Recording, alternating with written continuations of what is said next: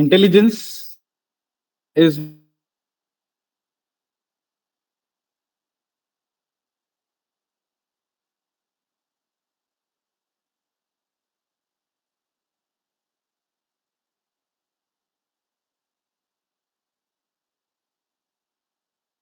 anything, right? And we experiment on that thing. Basically, in science, we experiment the things, the phenomenon, what is happening there, that we experiment with the science. Doing that with mathematics. Engineering is nothing. It's a properly maths. We are calculating things, right? We are calculating the process with some mathematical functions. So that is engineering, and science is a nothing. It's an experimental way, right? So the both thing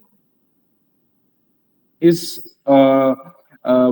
involved in artificial intelligence. So AI often must study medical practices, medical diagnosis system, engineering, chemistries, monitor chemical processing and plant. So lots of things which we can study about, and we can make experiment on it, and we can make some calculation on it. AI is in belief that brain is a form of biological computers and that the mind is computational. So what happened in the history of AI, when AI was introduced, so there was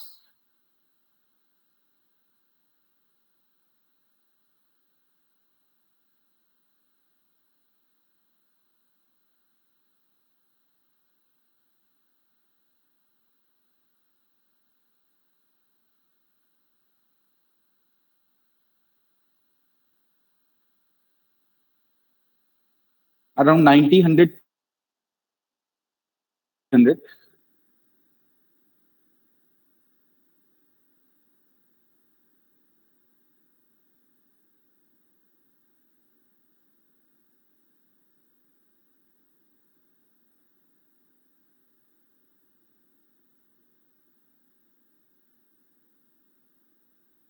So there was a lot of media created that centered around AI.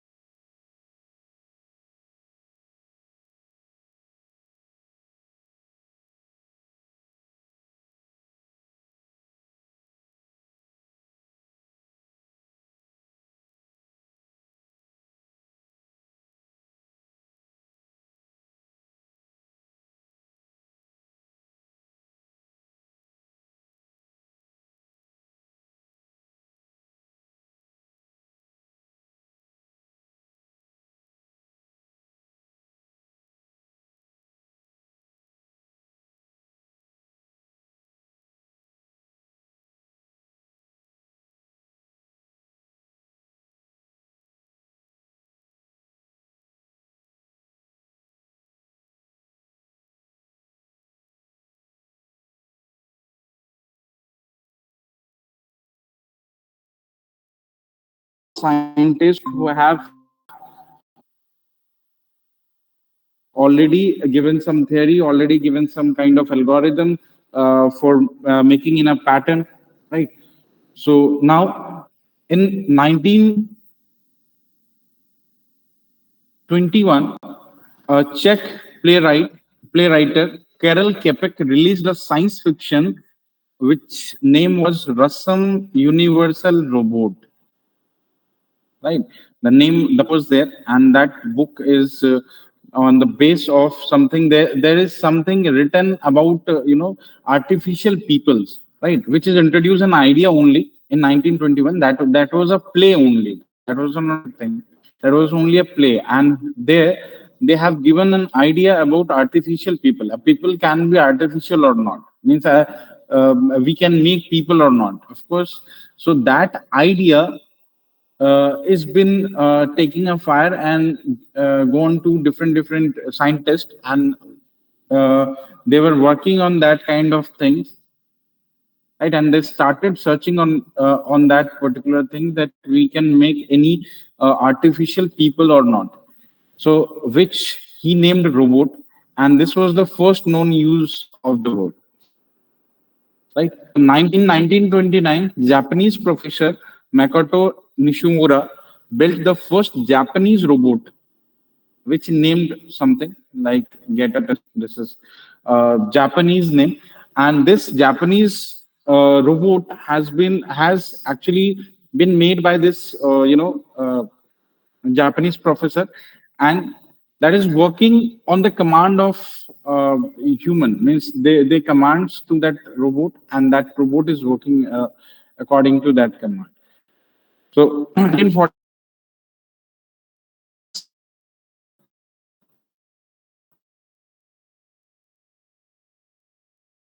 Edmund Berkeley published the book Giant Brain Machine That Can Think,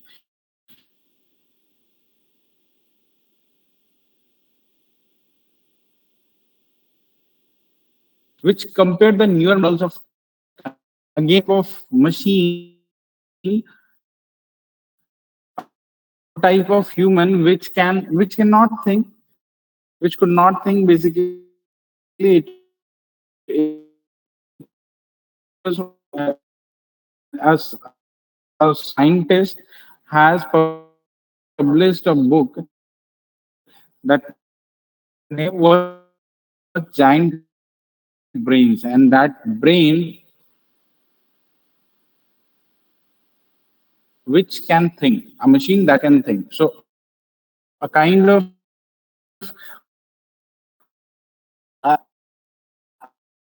idea has been given that how it can be implemented and how it can be done in that book. So this range of time when the interest in AI really came to the head. Alan Turing published his work Computer Machinery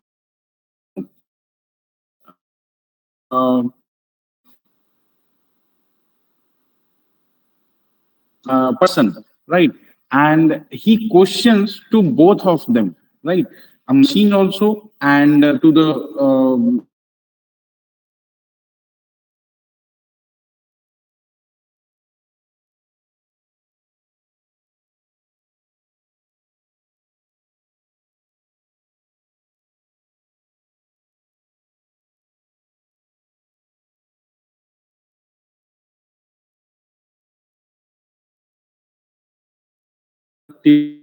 Turing test, which experts used to measure computer intelligence.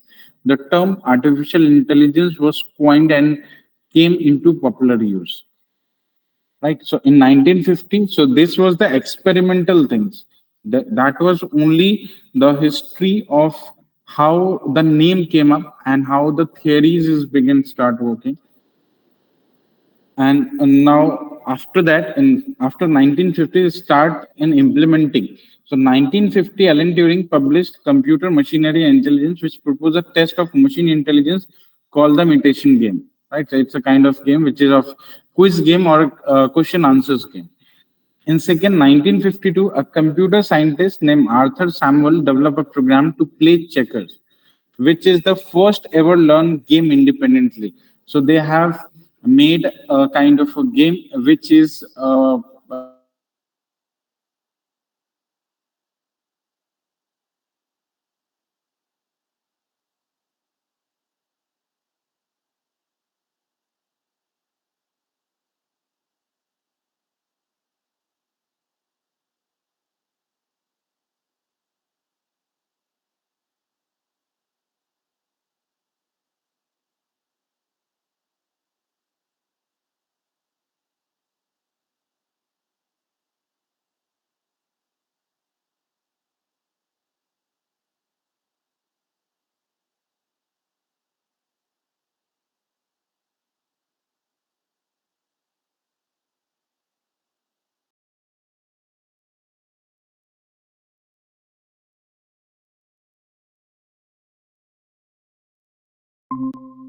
learning to the computer. So how do I know that this is a artificial computers, right? So this is basically answer given by the computers or given by the person, right? So there are some differences between the brains and the computer brains, right? So basically in AI we compare the brain and the computer. Our hope, the brain is a form of computer, right? But our goal is we can create computer intelligence through programming, just as a people become intelligent by learning.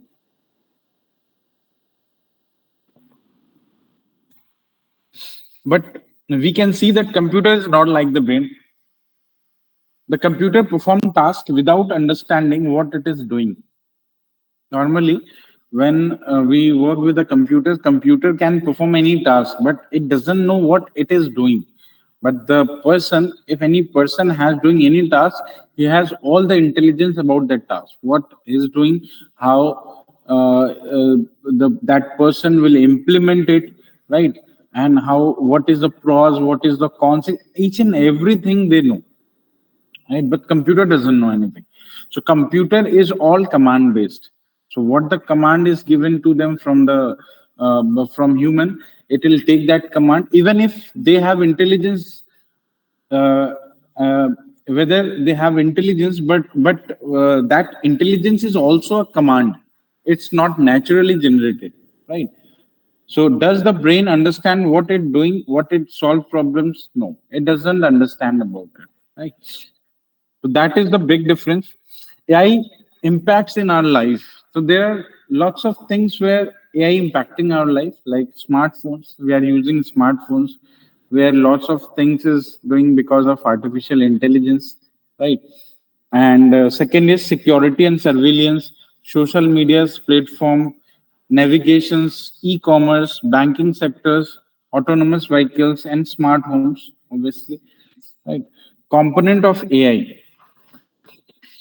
So in application based, if you are going to the application based, there are some application that we uh, use is the application of artificial intelligence, like chatbot. So normally, if I want to talk with somebody, to whom I'll talk, obviously with the human, not with any other animals or not any other things I can chat. I can only chat with a human, right? But in the previous some years, in previous 5 to 10 years, we have seen that we have some machines also which can talk as like human, right? That is called chatbot. It gives you some answers, it gives you, but that answers is not real time. That is predefined, right? It's a predefined. It is taking sources from somewhere else. It's not giving you kind of, and that is already scripted. Whatever it is given to you, that in the chatbot is already scripted. But again, it has the same intelligence as like human, right? It can also randomly choose which answer that will go. Like I'll say you hello, so always in return you'll say hello or hi or good morning or anything. At the same way machine can do also, right? So that can be a kind of scripted in ourselves also, because it has been learned to ourselves that yes, we if somebody is is greeting you, you in return back, you'll have to also greet it back, right? So the same thing, if it comes to the machine does the same thing. It also greets as the human does, right? So machine is that kind of intelligence that it gives you the same response as human do. So chatbot is the same thing. Chatbot like Alexa, like Google Assistant, and in small format, there are lots of chatbots are there. In different websites, there are lots of chatbots are there. Right. So chatbots is a artificial intelligence applications which can generate a response for the human. If you want to talk to them, you can talk, right? And you can have any questions answered to there. If that is given, that is scripted in there, so it will of course give you some response. Second is image recognition, right? If you want to recognize some image, we can recognize image because as a human we learn things, we learn objects, we learn process, we learn each and everything which is around the world, right? So we can see the things and we can understand the thing, we can learn the thing, we can learn the pattern. And machines can also learn the pattern, machine can also learn the things, machine can also see the things, right? And they can also recognize the objects, it can also recognize any image, it can recognize anything that is around them, right? So it can be recognized with the help of artificial intelligence only. Next is natural language generations. Natural language generations means if we are talking to somebody else, like any people, so if I'm talking to any person, so I can talk to them in their language. I can talk to them in if I talk to you with English, your response will be in English. I talk to you in Hindi, your response will be in Hindi. I talk to you in Russian, your response.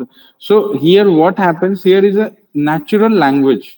We are using our natural language as we talk.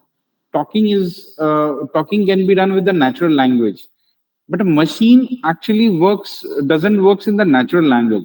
It does work with the programming language.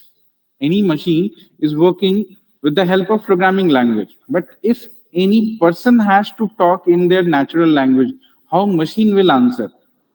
So now the machine is that much intelligence that it can respond you in the same language you have talked to them, right? So this is an application of artificial intelligence where natural language processing is work. Next is sentiment analysis. Sentiment analysis is a kind of application where a machine can understand about the sentiments, right? So nowadays, if you uh, talk to any machine, talk to any application which is AI based, so I send a command. I send script to the machine that please sing a song which is sad song, right? So it will uh, first pick the sad word, right? And sad is a kind of emotions to them, right? And that emotion is captured by them, and they can understand that this word is nothing. It's a emotion, and that is a sad emotion. According to that, we'll have to choose the songs, right?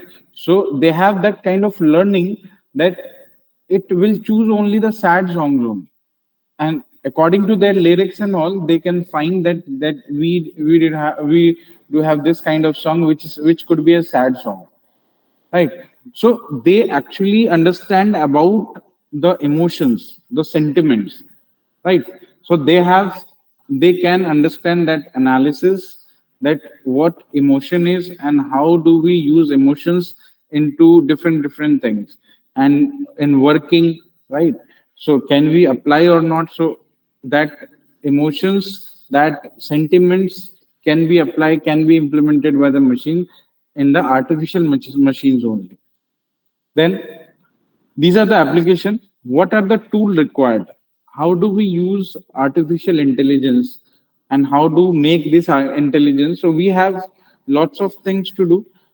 First of all, if by the programming only we are making all of these things, because in computers, whatever we are doing, whatever programs we are doing with the help of programming languages, and these all are the programs. These all are the applications we are making with any programming language. So tool required for that is Jupyter Notebook. You can have a Jupyter Notebook, VS Code, PyCharm, or Prompt or PowerShell. So these tools, software tools, are required to write the programs and write the applications. Next is type of model. What kind of model we can use for making an artificial intelligence thing? So machine learning model we can apply, or deep learning model we can apply. Softwares and hardware's requirement. So for making artificial intelligence, we have GPU and TPU, right?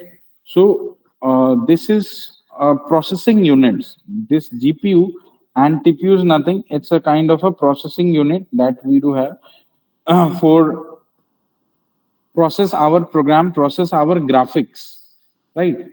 So if you talk about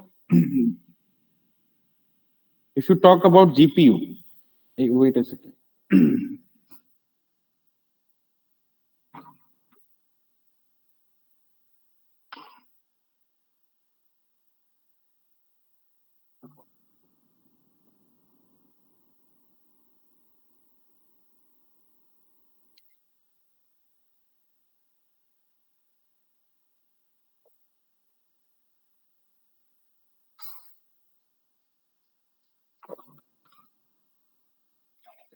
Right. If you talk about GPU, GPU is nothing. It's a graphical processing unit, right? So graphical processing, graphics, which can process the graphics of your computers and visuals, right? Like you have some image and videos. There is a processing unit which only process that graphics. Second is TPU. TPU is tensor processing unit, which is a kind of data processing. Tensor is nothing. It's a data. So data processing unit is there, which also called CPU. You can say it CPU also, right? Central processing unit. And there are both of the thing, GPU and TPUs are there to run this artificial intelligence program, because sometimes we need to process the graphics, a high level graphics also, right? That's why we need GPU, because if you run any graphical data to the TPU or CPU, so it will generate it will take lots of time, right? So that's why we like, let's say I have a computer, and that computer has lots of graphics,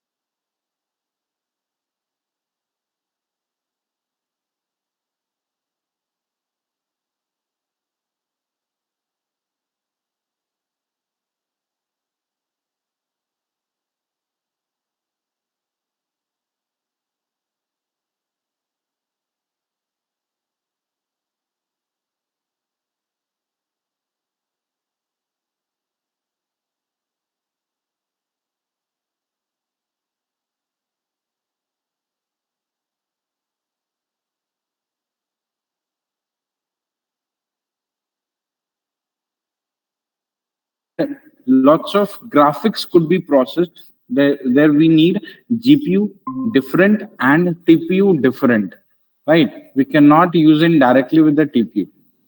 Second, cloud storage. We need a cloud storage to store our data. Third, cloud computing platforms. Parallel processing unit for big data. This is also required because there are a huge amount of data we do have. So for storing it and remotely using it, we need a cloud. For computing, analyzing those data, we need cloud computing, and parallelly processing units of big data. Next is programming language for building models. So there are some programming languages like Python, R, Java, and C++ also. Right. So these programming languages we can work with for making an artificial intelligence application. Okay. Next is computer vision. What is computer vision? Computer vision is one of the field of artificial intelligence that trains and enables computers to understand the visual worlds. Right? Like say, I need to understand the objects which is around us. Right. So what is around us? I have a computer in front of me. I have a ACs in front of me. I have some chairs in front of me. I have a table. I have a bottle. I have phone. These I can recognize. A human can easily recognize the thing, but for machines, it could be difficult because they don't have any physical sense. They don't have physical brain in their in there, but we can generate it, and we can make them think that yes, this is that kind of thing which can be recognizable by that machines, right? Because of artificial intelligence. So when we take a visual from a computer or from a machine, it is called computer vision. Right. So when computer is visualizing the thing and it can recognize the thing, it is called computer vision. Right. So like we have computer have an image, and computer uh, just take that image and understand about the things which is inside that image, what kind of picture it is. Like you can see that here is an image where some of the things has been there, and it can recognize it's a traffic light, it's a person, it's a handbag, it's again a person, then truck, and this is again a traffic light, then car, traffic light, person, car, truck, traffic lights. And so these all things can be visualized by computer. So computer, when a computer visualize something, or it can recognize object from any image or any video, it is called computer vision. So computer vision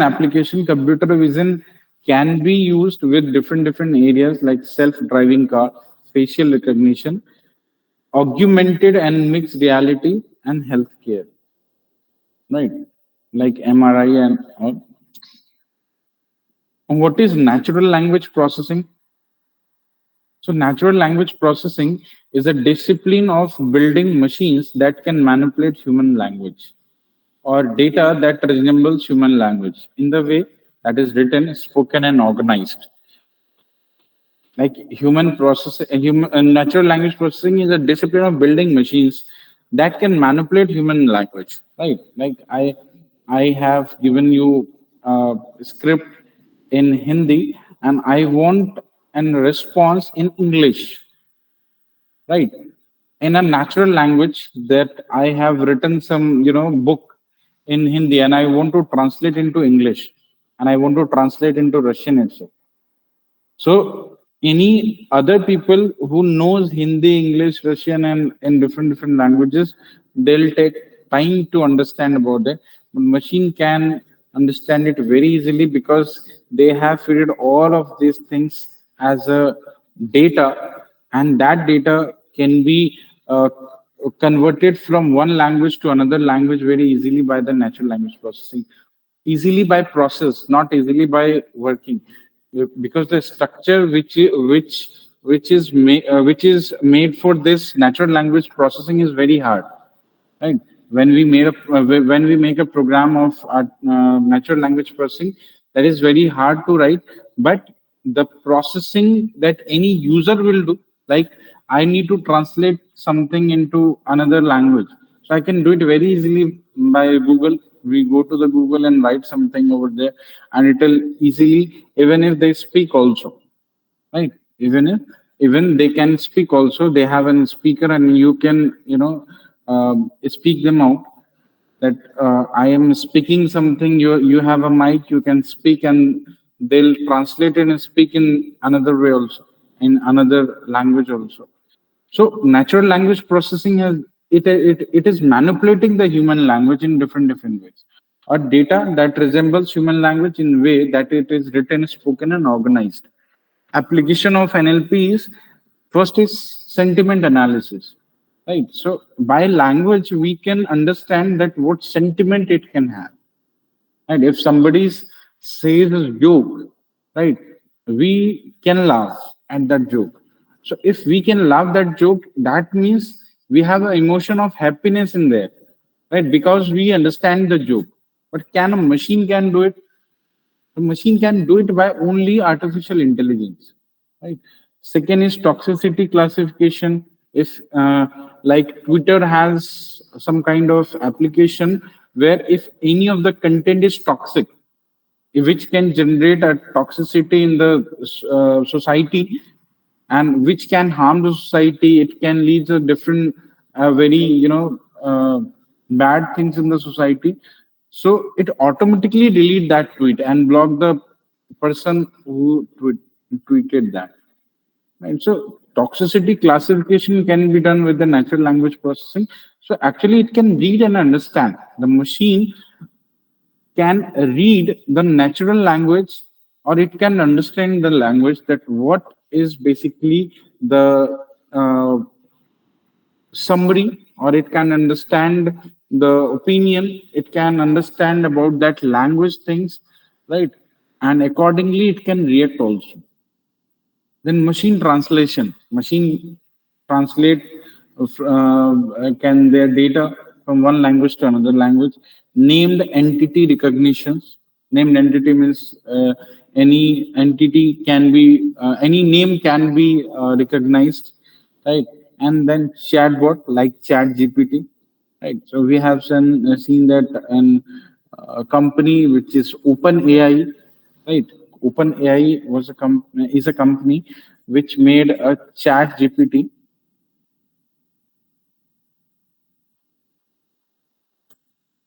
OpenAI is a company which makes a Chat GPT. Chat GPT is a chatbot, kind of a chatbot, but that you whatever you want to ask, you can ask to that chatbot, and it'll answer you all of the things, whatever you want.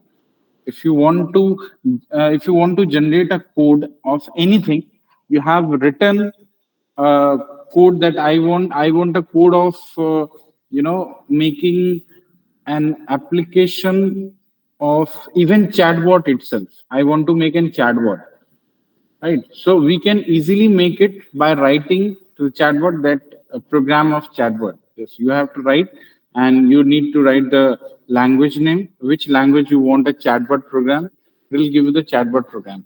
Means it is so much intelligent in a quick manner. It will give you lots of resources, right? You can apply this. If you don't know about this, you can go there, open, and you can try chat GPT. It's a very good thing. Okay.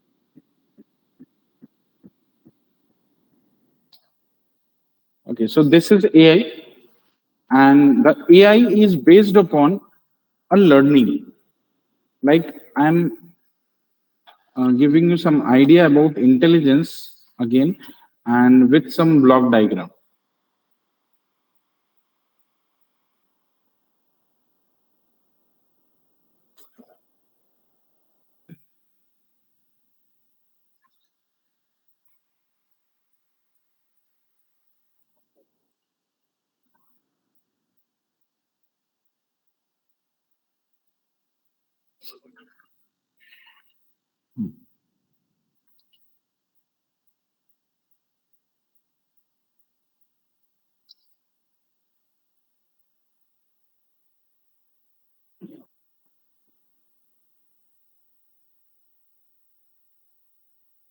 So the purpose of intelligence is to make any machine intelligent.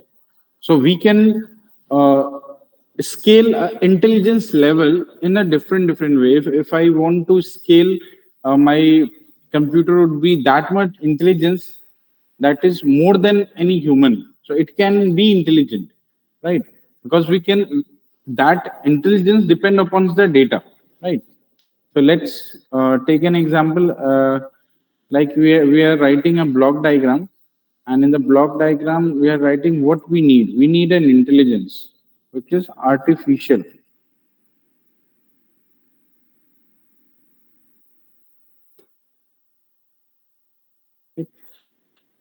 And for this artificial intelligence, what we need? So we need, for intelligence, we need learning. For intelligence, we need learning. Right?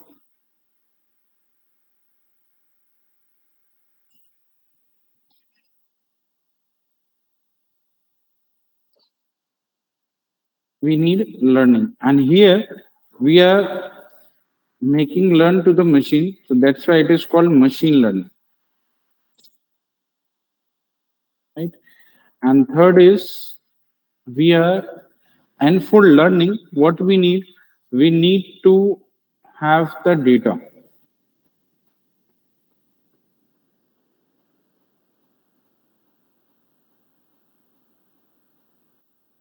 That we need to have the data. Actually, not the data. We need to have the information, right? For learning, we need informations, right? Like we have, if you want to study anything, you want to study about IoT and you want some intelligence about IoT. So, what will be the first step? The first step is basically you want to be an intelligent person in IoT, right? It means if somebody asks you something about IoT, you can easily answer it. You can easily give the solutions. That is what the intelligence means. So if you can quick make some solutions about anything, it is intelligence, right? You can quick make the decisions, right? It is an intelligence, and that for that intelligence, what you have done. So you have learned it first. You have learned it first, and for learning process, what was the need? The need was information. You collected the information from different resources, and that informations come from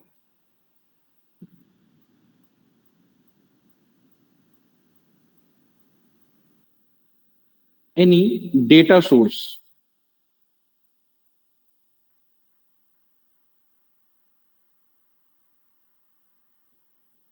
It came from any data source. So information is a data, right? So it came from any data source.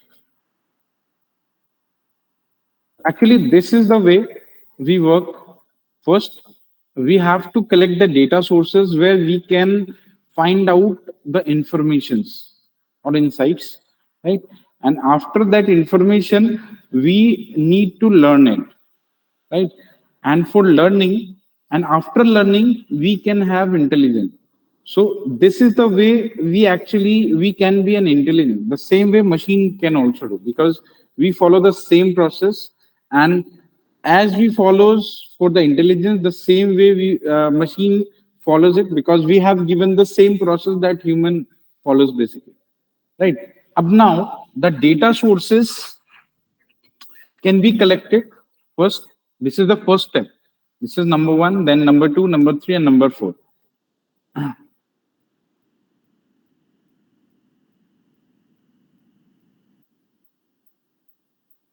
This is number one.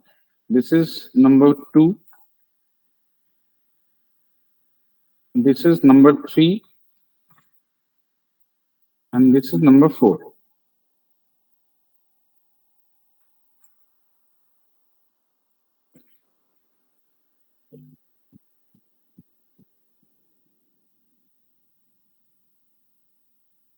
Right. By step by step. Now, data source has some data, right?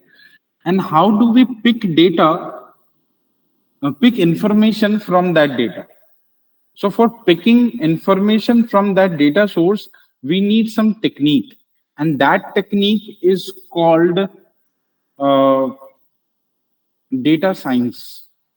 That technique by which we pick the information from the data, that is called data science. So you need to understand about this, that whenever for this process from data source to information, what we need? We need a data science.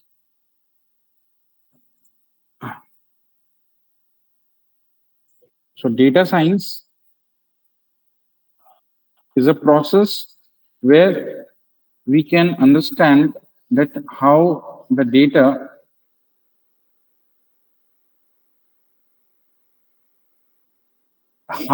we have some data, right?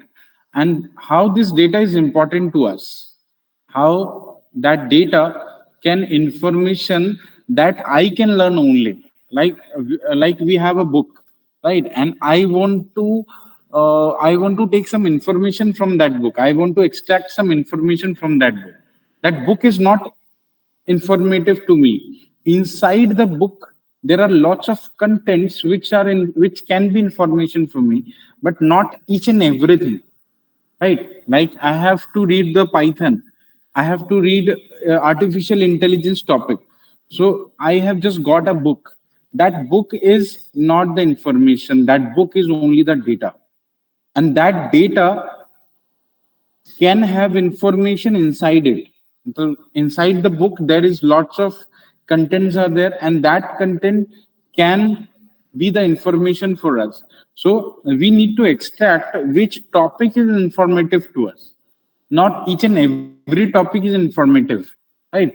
So we can say that we have data sources, and in the data sources we have information, but we need to extract them by fetching what kind of information we need.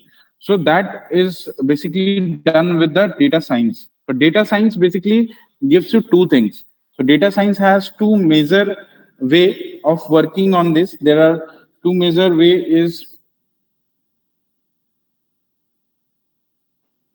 data mining. There are two words are there: data mining and data analysis. One is data mining and one is data analysis. Right.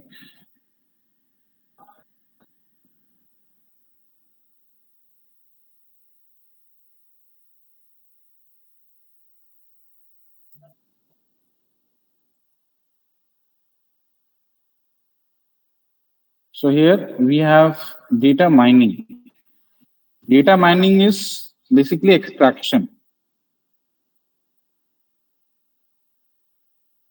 It is nothing. It's an extraction of information from any data sources, right? So data science is a subject basically where we study about data mining, how to extract information from any data source, right? And second is analysis.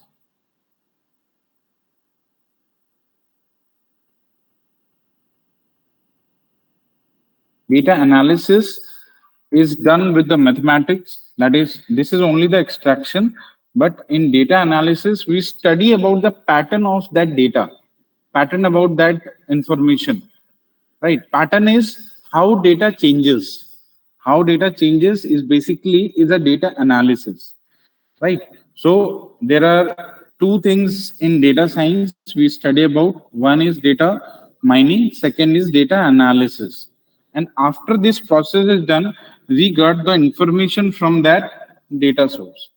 And after taking the information, we what we can do with that information, we can do the predictive analysis. We can do the predictive analysis over here.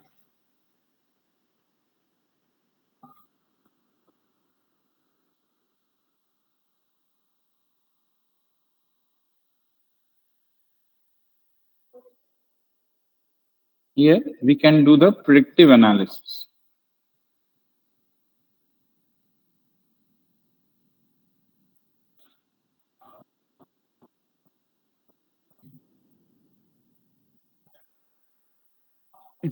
Predictive analysis means if uh, the information, we do have the information, and I know about the data, I know about the data patterns, each and everything I know about it.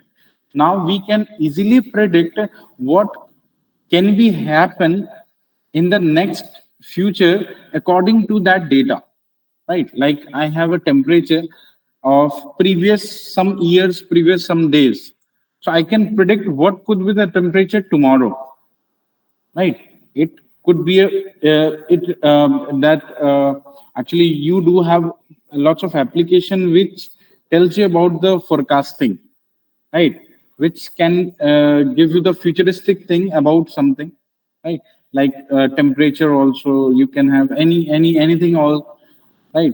So that data, that prediction can come from the previous data or the previous information we do have, right? So predictive analysis is after the information. When we have information, we can predict it, and by machine learning, we can predict whatever the prediction is done can have the different uh, output we can get by machine learning. After learning, after predicting, we can learn it in a in a different for the different outputs. That is called machine learning. And after learning, we can have intelligence with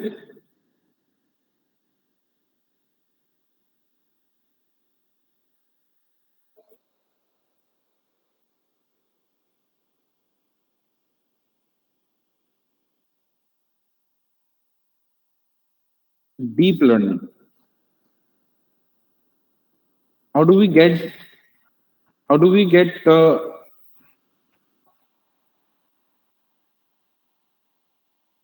intelligence? So after prediction, when I get the prediction, and after getting the prediction that yes, I can learn it and I can predict the output, right? If I am predicting the output, now I can be an intelligent, right? How? So for making an intelligent, you need to overcome with your errors. You need to overcome your mistakes, right? If you are doing something and you are doing mistakes also, right? In the process, you are doing mistakes also. If you know what is the mistakes and how do you overcome, how do you rectify your mistakes, you can be an intelligent person. So in deep learning, we are doing the same thing. We can uh, we can reduce the errors, we can reduce the mistakes of that process, and because of them the artificial intelligence can be made, right? So this is the whole process for making an artificial intelligence, starting from data source. And we have an area which is called data science, which has two areas again, for data mining and for data analysis, for picking up the information and the pattern. Data mining is the extraction basically. It is used to extract the data. Data analysis is used to pick the patterns from any data, right? So that pattern is given to the predictive analysis, and then machine learning came, and after the machine learning, we do the deep learning for the artificial intelligence, right? So that's why here we have machine learning. Machine learning is a core sub area of artificial intelligence, for where ML application learn from experience like human do with the direct programming, right?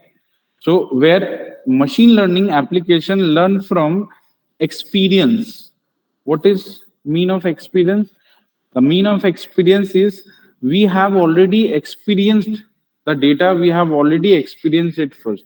Means we do have the previous data and all. If I have experienced something, let's say I need to go somewhere, and I have already gone there before. So already I know the path, that how do we reach there, right? It means I'm already experienced. But if I don't have that kind of information, how to reach there, so I don't have actually the data to reach there, right? So the destination is basically your output. In the machine learning, the destination is your output, and the path is your process. How do we go there? The path is basically the data, right, by which you can uh, take that output, right? But for getting that output, you need some previous experiences, right? So by this previous experience or the previous datas, you can learn it, and by learning it, you can have uh, an application of learning, machine learning. So by this data only, by this experience only, we can learn it, right? So type of machine learning, there are different type of machine learning: is supervised learning and supervised reinforcement learning are there.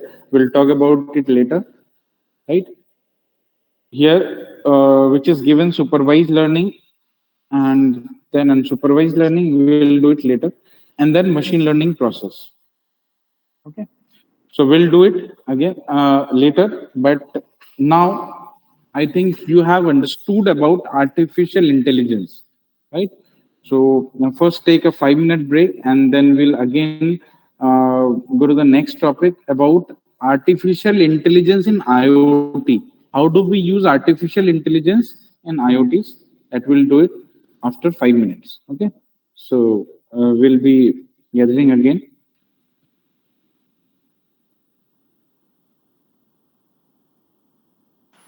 Okay, so we'll take 5 minutes of break and then sir will continue with the session.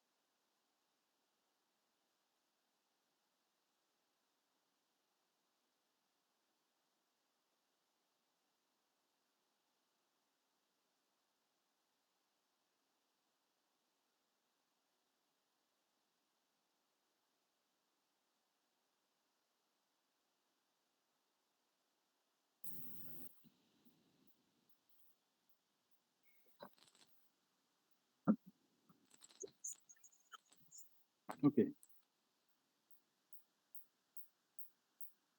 so let's start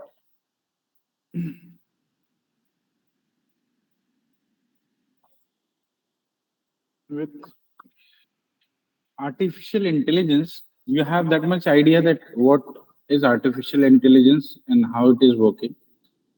So how we use that artificial intelligence in IoT, right? So that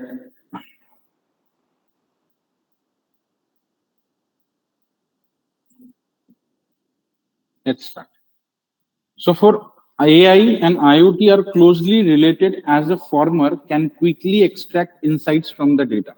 Both are used to extracting the data or insights from the data. And machine learning can spot patterns, anomalies in the data obtained from the smart devices. So this include information about temperature, humidity, pressure, air quality, sound, and vibration. So any of the information, if you want from any of the sensors, any of the given collected data, then you can apply machine learning and artificial intelligence to find out the predictive analysis, right? And you can make intelligent device with the help of AI. So business realized that AI and IoT outperforms traditional businesses intelligence tools for data analysis. It is up to 20 times faster and more accurate than threshold-based monitoring system. Right? Threshold-based monitoring system is what that kind of a system which has a value which is given by the user, a value.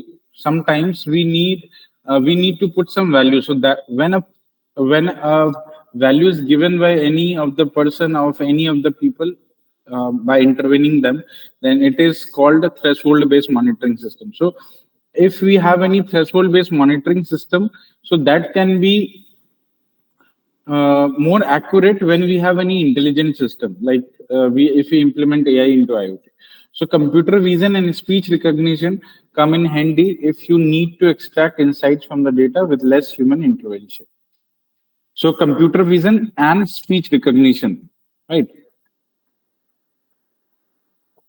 As we already know that what is computer vision and what is speech recognition. Speech recognition is come from the natural language processing, and computer vision is basically a taking the visuals from a camera to the computers, so that it can understand the things, it can understand the object. Continue. So businesses have been built or optimized using IoT devices and their data capabilities. You're sharing a new era of businesses and consumer technology. Now, next wave is upon an advances in AI and machine learning unleash the possibility of IoT devices utilizing artificial intelligence of things, which can be named AIoT, artificial intelligence of things. So consumer businesses, economics, and industries that adopt and invest in AIoT can leverage its power and gain competitive advantages. So IoT collects the data and AI analyze it to the simulate smart behavior. IoT collects the data and AI analyze it to simulate smart behavior and support decision making processes with minimal human intervention. Right? Why IoT needs AI? Because IoT allows device to communicate with each other. Right? In IoT, we communicate devices to each other and act on those insights. So these devices are only as good as data they provide. Right? So to be successful to be useful for decision making, always any person is not to be involved for that for taking the decisions. We'll have to make that IoT device that kind where they can make their decision by own, right? Like uh, in our house, in our home, if there will be any kind of system where a camera can sense the smoke, it can sense the fire. So it will be that kind of intelligence. It will automatically open that, that water sprinkler, right? So that is the basic things where we started, right? It is already done by many of the companies, because water sprinkler is in the societies and their home. They gives you inbuilt sprinkler. If any of the smoke detectors smokes, there is a detection of any kind of a smoke, a large smoke, or a kind of a smoke which has carbon monoxide and carbon dioxide, not with the smoke of, incense sticks and all. If the large amount of smoke has been there only, means where the carbon monoxide, it can only sense what is the amount of carbon monoxide and dioxide in the smoke. That means if the amount of that carbon monoxide and dioxide is large, amount is very high, then we can say that yes, there is a fire. And that can be detected by this smoke sensors. That is so much advanced smoke sensors are there in the market. And after detecting, it will automatically apply by a system which can give a response in opening the sprinkler of water, which is also inbuilt in the home.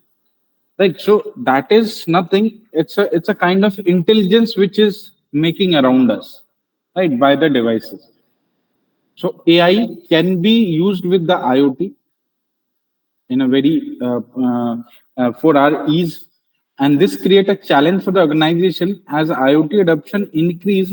Businesses are struggling to process the data efficiency and use it for real world decision making and insight, right? So that is basically a challenge for the organization, that IoT adoption increases. As the IoT adoption increases, the data should be that much efficient, right? Data is that much filtered, right? So this is also a challenge when we apply artificial intelligence into it. So in artificial intelligence, we need a specific kind of data, a kind of a filtered data, not any of the data, right? So the data collection will be the also taking into account a kind of a challenge for that. And this is due to two problems: the cloud and the data transport. The cloud can scale proportionality to handle all the data that comes from IoT devices, and transporting data from IoT devices to the cloud is bandwidth limited. Right? Sometimes the cloud has a bandwidth limit because they work on very less bandwidth. Right? No matter the size and the sophistication of communication network, the sheer volume of data collected by the IoT device leads to the tenancy and congestion. Right? Second is several IoT applications rely on rapid, real-time decision making, such as autonomous cars, to be effective and safe. Right.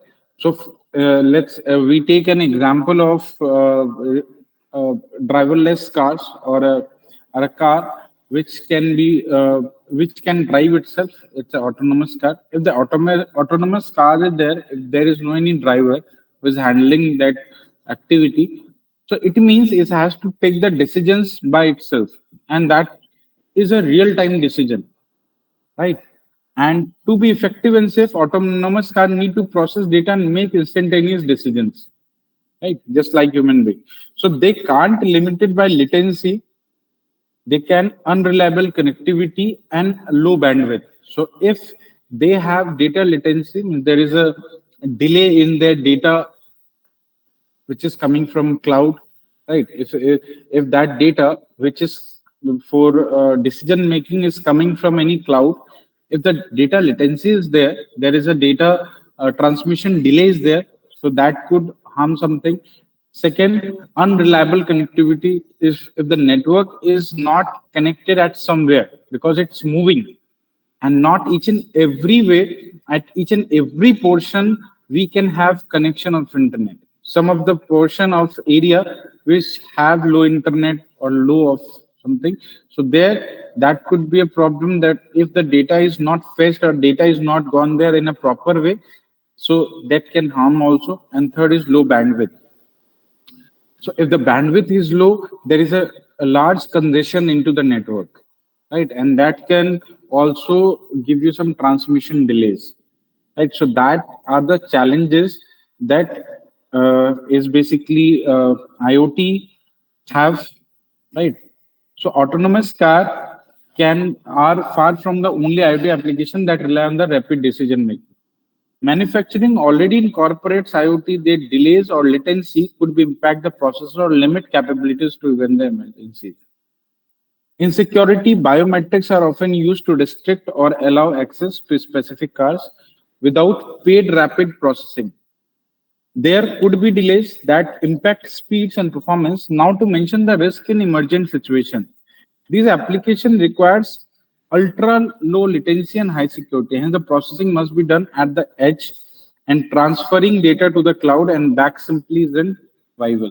So sometimes, if the cloud is not working well, if cloud is not cloud transmission is not very well, its connectivity is not well, so we can apply an edge uh, processing where we have uh, fog computing is there. Fog computing can be done with this edge, right? And that can be used for there for intelligence also, because there will be data, there will be intelligence processes into their devices, right?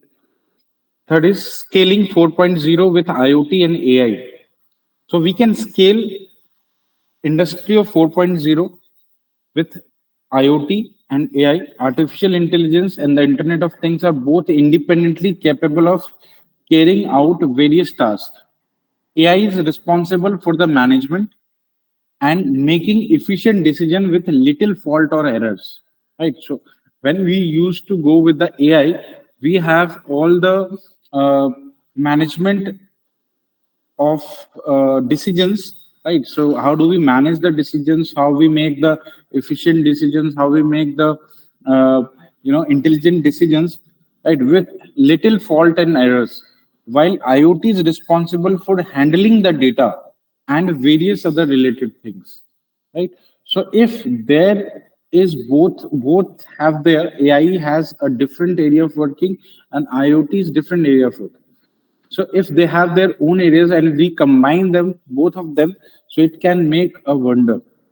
So let's look at the wonder that AI and IoT provide when combining the different application and sectors. So there are some sectors where we can apply it, like AI and IoT in healthcare.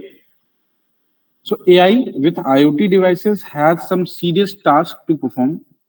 In the healthcare sector, below are some of the tasks they can perform. First is monitoring, second is tracking, third is analyzing, and fourth is optimizing. Right. So these four tasks can be done with the IoT devices combining with AI. Monitoring should be ongoing process, especially in the healthcare sector. Doctors should be aware of their patient status all the time. So this can be achieved with the help of AI-powered IoT devices. Second is, in addition to this, AI-powered IoT devices offers facilities like smart beds, remote services, and smart hospital, among others. AI and IoT in transportation. The convergence of AI and IoT has allowed the transportation sector to attract more consumers and more travel and booking processes more efficient. Okay. Second, it offers various new technologies such as automatic or self-driven cars, which brands like BMW and Tesla have already introduced in their model, right? And warehouses are also benefiting from AI and IoT. The use of RFID tags had made it easier to track and locate inventories. So this is the way of transportation where we can apply AI and IoT both. AI and IoT in manufacturing. So with Industry 4.0, AI and IoT have automated most manufacturing tasks and provide benefits like transparency, improved efficiency, better flexibility. Furthermore, AI-powered IoT device help in managing, tracking, and analyzing inventories also.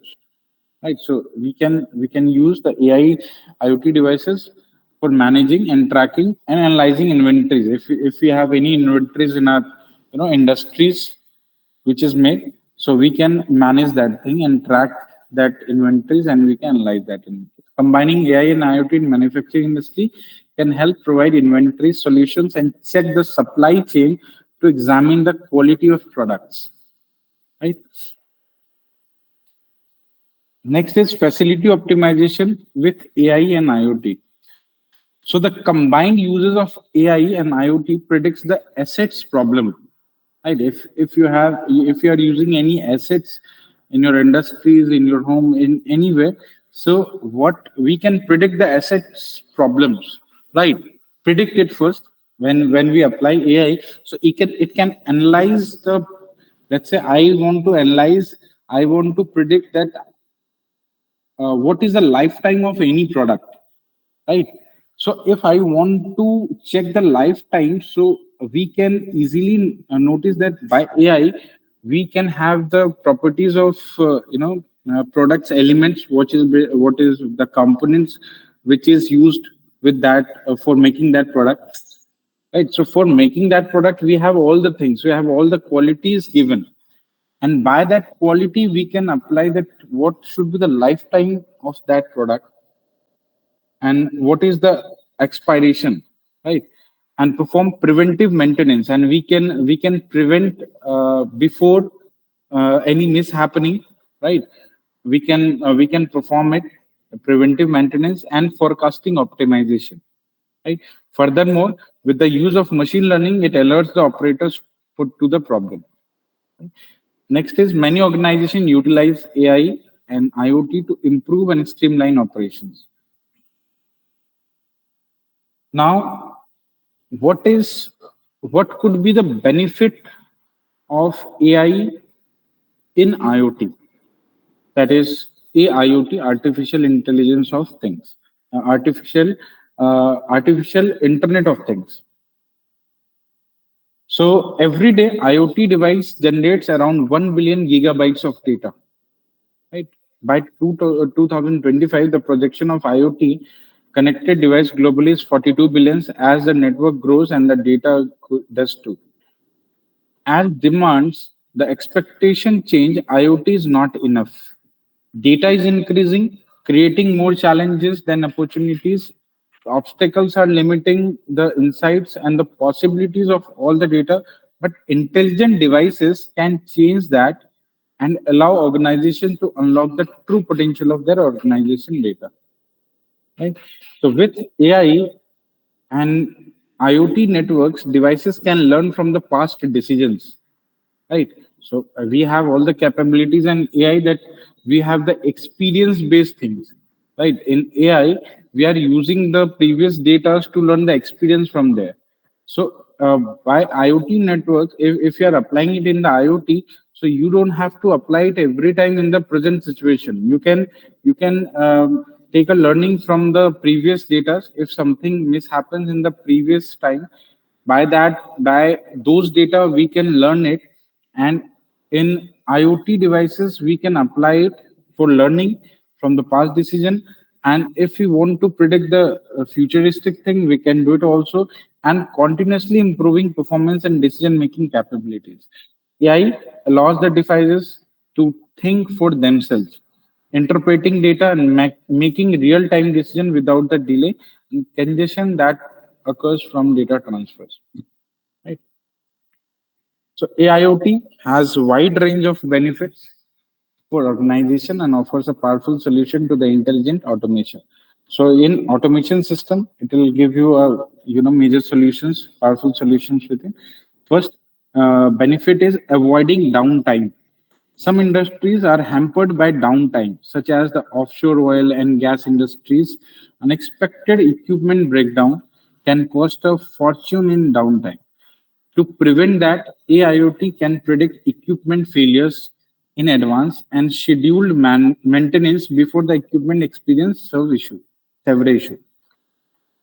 Second is, if any downtiming is coming there in the industries, that we can predict before your industrial devices is been downing, right?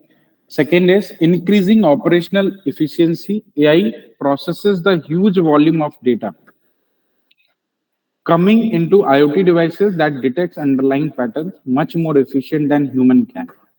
AI with machine learning can enhance these capabilities by predicting the operational condition, right, and modifications necessary for the improved outcomes. Right. Third is enabling new and improved product and services. Right. So natural language processing is constantly improving, allowing devices and humans to communicate more efficiently. So we can communicate to the devices with more efficiently with the natural language processing. Whatever we tell to them as like human, whatever we are telling to them, that is the same way machines understand about.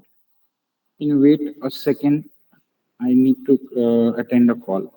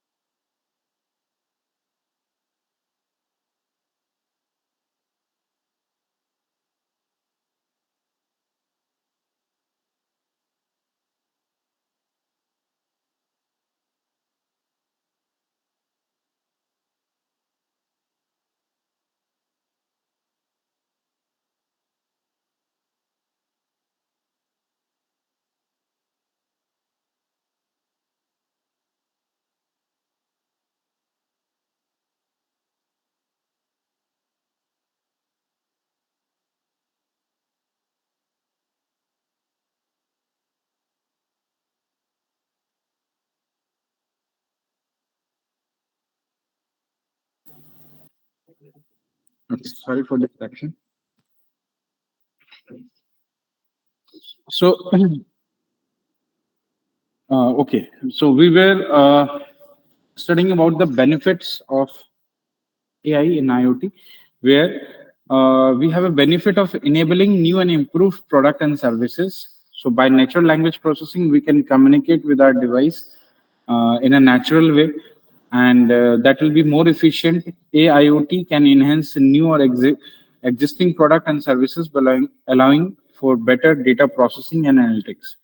Next is improved risk management. The risk management can be improved by AI also, because risk management is necessary to adapt to rapidly change market landscape. So AI with IoT can use data to predict risks and prioritize the ideal response, improving employee safety and migrating cyber threat and minimizing financial loss. Right. So in industries, this problem happens with from I think many years. So this can be improved by these technologies, IoT and AI, and we can prevent it before it happens, because we are predicting in AI, and we have the data, real-time data from IoTs also. So these are the benefits of AI, and there are some combined examples, right? And in the combined examples, what is the potential use cases where we can apply? What is the complexity there? What kind of data we needed? What kind of businesses is impact? And what kind of benefit it has? And what are the prices? What are the examples? Right. So we'll study about this first. An example, in normal example, we have self-driving cars, wearables, smart cities, and smart homes. These are the normal example of IoT based with AI, right? But if we study about in the potential uses, so each and every sectors, what are the need for AI and what are the data we needed, what kind of benefits will we can have in that area with when we apply IoT and AI both, right? So we understand about it. We start working on this. First is body trackers. So body trackers where we can apply IoT with AI. The complexity is, so most already have general solutions due to high demands in area. However, the challenges is individuality of each cases. The problem is the broad body trackers means generally the data we need to monitor the human activity, Body trackers is nothing. Whatever the body has, some pulse ratings and any blood circulation ratings, right? So there are lots of things which in the body. So if we want to track of that thing for the health issues, right? So if health issues are tracking with it, so how can we apply IoT with AI? So here is a complexity. Most of the solution due to high demand in the area. However, the challenges individual for each cases means we'll have to give some kind of each and every devices, and each and every devices must need a software which is tracking all of these things and apply to the cloud. What kind of data we needed? The data we needed is basically a smartphone accelerometer, fitness trackers, or some other body sensors. The amount and variability of data should be significant enough to build a generalized model for everyone. Right? Influence or businesses in areas that mainly relies on employees work either in sports or effort consuming areas, being up to date with their health in an impressive advantage, right? Like some of the sport person who want to regular, who always have a need to uh, monitor their health, right? So every time, so that is a business area for them who is a sport person. And those person who are very keen to their health issues, and there we can apply this kind of things. Understanding every person needs will help choose, and now a time each and every person is basically health conscious. If a person is health conscious, they can monitor their health issues by that sensors and all, right? Benefit is it is possible to choose individual approaches for every person depending on their most effective schedules of lifestyle. Health pattern can go unnoticed both from the outside perspective by any person themselves. However, tracking their body parameters would allow smart devices to pick up patterns that would suggest some changes in health. Right. So by AI, we can apply one more thing. Like we are collecting data by those sensors, and AI will give you some kind of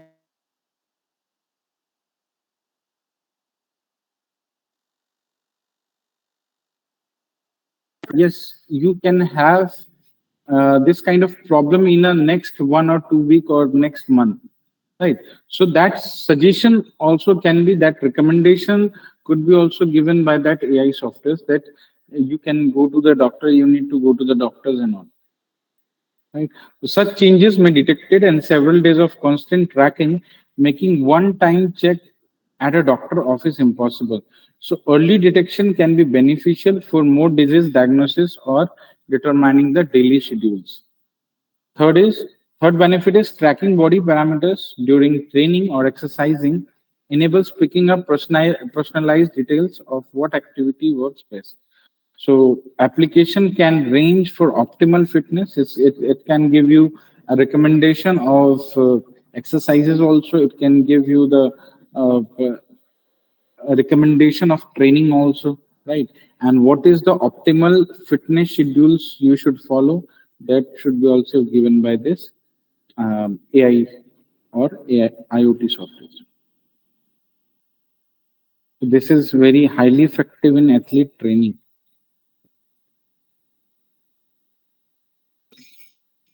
Next is price. Price is AI-powered body tracking is one of the cost-effective IoT applications. Right, the body tracking system, as we have health tracker with our smart watches itself. So AI-powered body tracking is one of the cost-effective IoT application. This is usually because only one or several sensors are needed, such as gyroscopes or PPG sensors. This data is used to calculate other parameters. These sensors are also the most widely known technology, making them cheaper. Right. Example, often people and companies use body trackers as training assistants. Cases varies from everyday wear to use professional sports. Some companies are researching implementing them into non-athletic areas. Possible goal include optimizing the working conditions or monitor the employees' comfort and wellness both in office and work from home modes. Right. So this health issues can be tracked by this body trackers or health trackers. Right. And these are the benefits, and prices are very low. As you can see that nowadays we are having almost each and everyone wears that kind of wearables, which has all the trackers with it. Right. Each and every internal tracker also, and the outer tracker also, the calories count also, the step counts also, right? You can track it if you're in training, if you're any body fitness, if you want, if you are very conscious about your body, so you can track it very well and apply for the predictions also. If AI is there, it will track you, it will analyze you for about that data which is collecting there, right? And it will analyze you and give you a prediction about the next futuristic thing. You should meet doctor or not, you have any some body serious problems or not, your how, what is the heart rate of your body, right? So there are pulse ratings and blood circulations, right? Blood SpO2, there are lots of things are there, the data is being generated, and it can gives you the large health benefits, right? And it can gives you suggestions also, it can gives you the recommendations also. Okay, next to the smart home. So in the smart home there is a complexity, is security is a first complexity, second is recognizing pattern or predicting situations, right? And usually the most sophisticated data needed. There are many types of devices for smart homes. There are many type of devices for a smart home. Each of them requires historical data about their functions. Right. For example, the thermostat will need some information about the optimal and non-optimal temperature. Which is the optimal temperature? What is the optimal temperature you take at your home? Right. Like I want a temperature of 16 degrees. Some of the people want the temperature at their home is 20 degrees. Some of the people wants their temperature to 24 degrees. They what are their optimal temperature? They are according to their liking and disliking, right? So if thermostat which is implanted over there knows about the optimal temperature conditions and all the previous data, right? So it can easily understand that what optimal temperature it has to give you, and when to off the AC and when to on the AC, right? So it can be easily understandable. You don't have to apply always a data into it. Right. So usually it comes from the sensors installed at home. At the start, it can use data collected from the similar situation, adjusting them because it is doing by itself. So it can adjust their own temperature with implicit instructions. Implicit instruction means internal instructions. And then devices record how the owner prefers them to functions and learn how to be optimal on the fly. Okay. Next is influences on businesses. So smart home has a very large impact because we are using in IoTs with AI, right?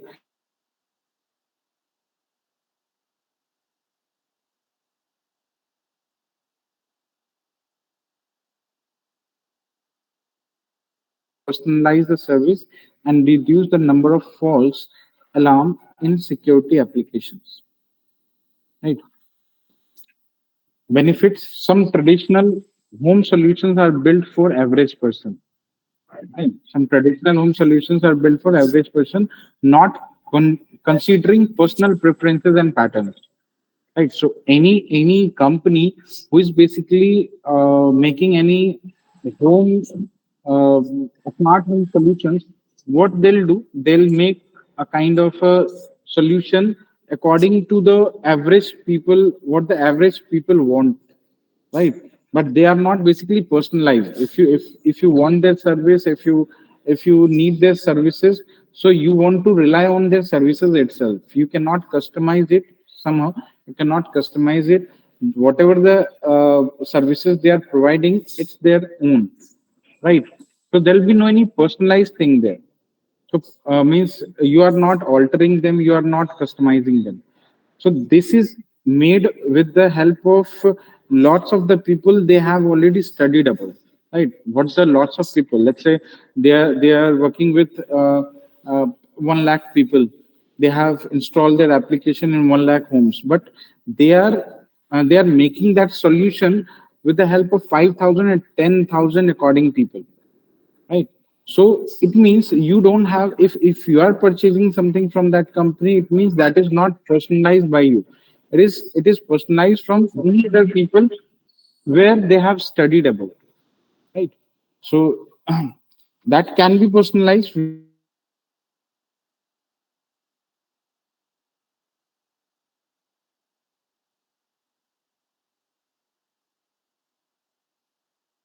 data will be studied itself, and it will going to the it will going to the AI scripts, and it will studied by the IoT devices.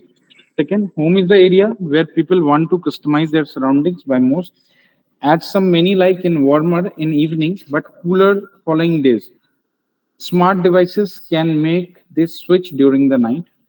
In situation where there are many devices across the area, it becomes annoying to learn how to control them individually, right? So reliable voice control system we can apply. Normally, companies gives you some kind of solution that you can apply a voice command for changing, right, and changing the process of the smart devices like Alexa and Google assistants. You can doing things by voice assistants.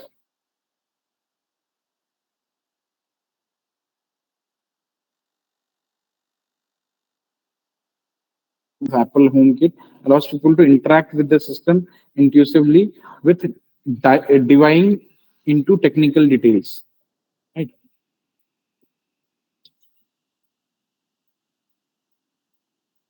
Security standard improves.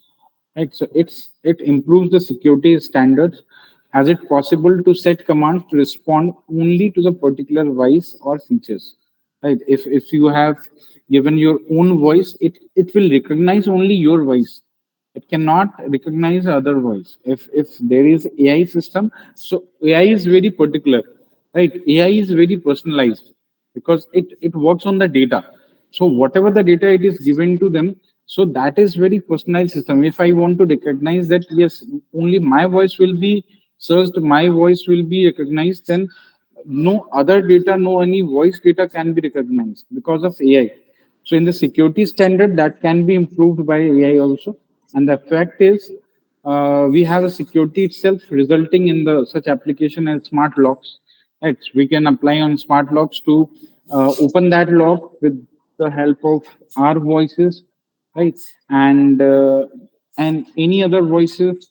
If the voice is not recognizable, then it will not open the lock. Next is uses of artificial intelligence in IoT also improve surveillance and alerting of potential threats. Right? AI improved smoke or carbon monoxide detector, as we have already given an example of detecting the carbon dioxide and monoxide if there is any kind of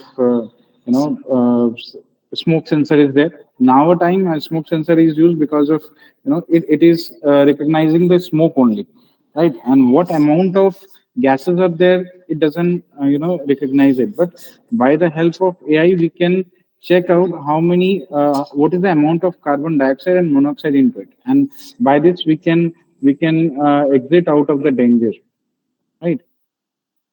So this could be the application in IoT with the help of AI.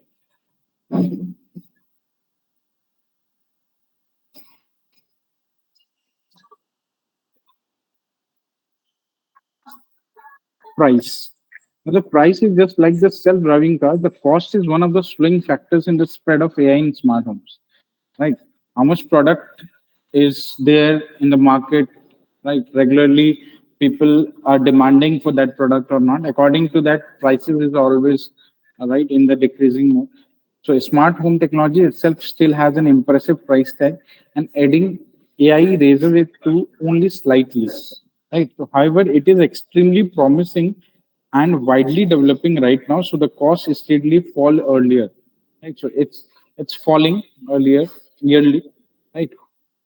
And examples, some application of AI in smart homes are already in the market, like Google Nest, Apple has also Apple Home is there, and there is Amazon also. Amazon has having also the area in smart homes. It's even robotic vacuum cleaners are also in the oldest such cases. Smart thermostat, charging stations, voice control devices, and smoke detectors are also present in homes worldwide.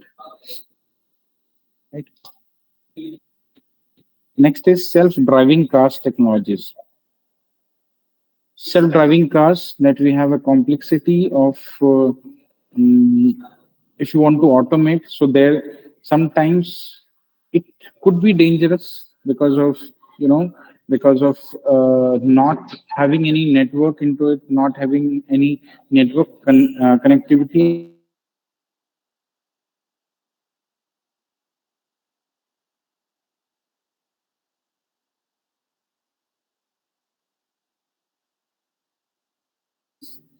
right, and other vehicles. And so these are all the data we should have when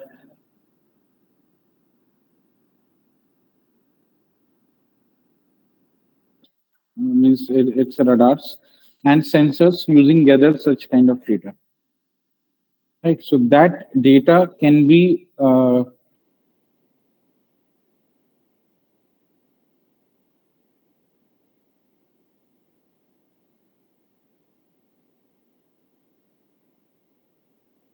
pedestrian and road signs and each and everything.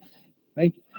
LiDARs is basically the radars that can give you the distances, the sensors, right, which will gather the data for such kind of which we needed for understanding about the driving, right? Because this should all data we should have when we start working with self-driving cars.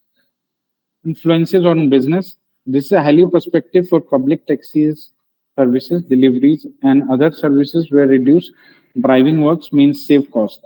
Autonomous vehicle can potentially change the world around us by eliminating some industries and giving birth to others.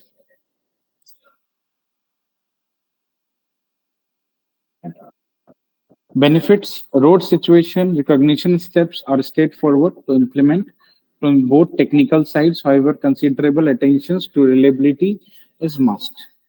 Okay, so road situations should sometimes it will give you the straightforward to implement the technical sides. However, considerable attention to reliability is must. Second is probably one of the most developed IoT field is so far. There are many semi-ready solutions or at least hint on how to implement many tasks. This is well known and proper use cases, so companies that use self-driving technologies are prominent members of World Innovation Leaderboard, and it can vastly reduce the driver fatigue, minimize the number of potential accidents in cars with the highest autonomy levels because everything is pre-decided. The script is already decided. What should we do? What kind of means if we are driving by own, so we always need to understand about the rules, right? So first we need to remember those rules. What kind of rules will have to apply at every different countries because every countries have their own rules of driving. Right. So if we apply any machines to remember, machine can remember anything by very easy way. Right. They have memory power, they have processing power, they have very fast processing powers. If they have all the things that can be applied in very well manner,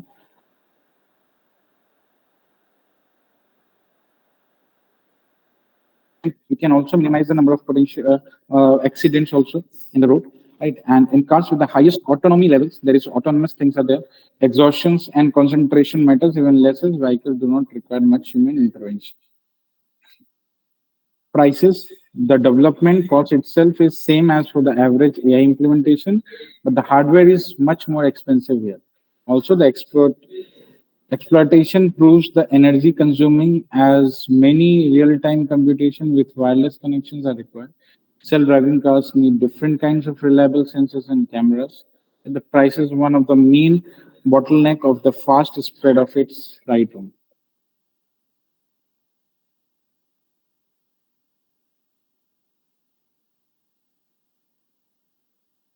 Very high, but it is used for energy consumption.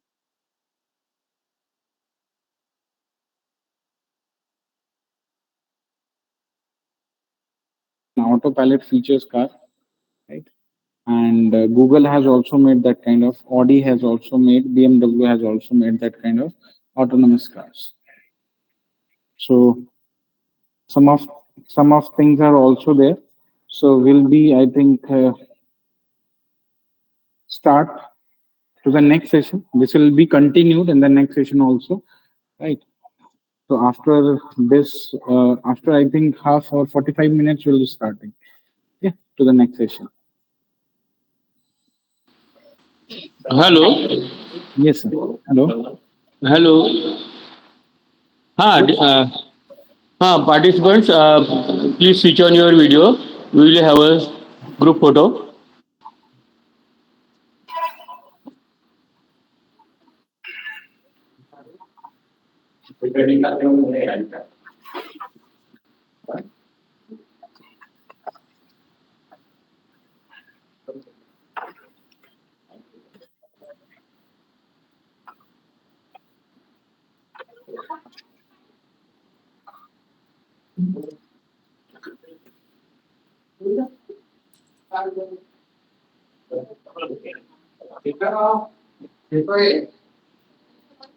Participants, please switch on your video. Ritesh sir, please switch on your video too. Wait a second. Camera is. I'll need to join once again because camera is not working. Okay. Wait a second. अच्छा, अच्छा, हाँ.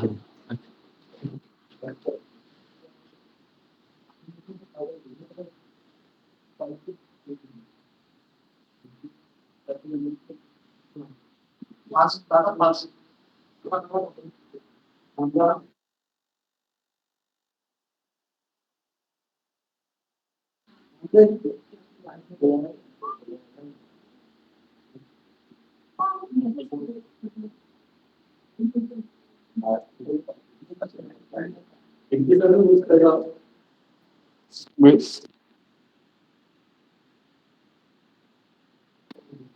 Sir, ready?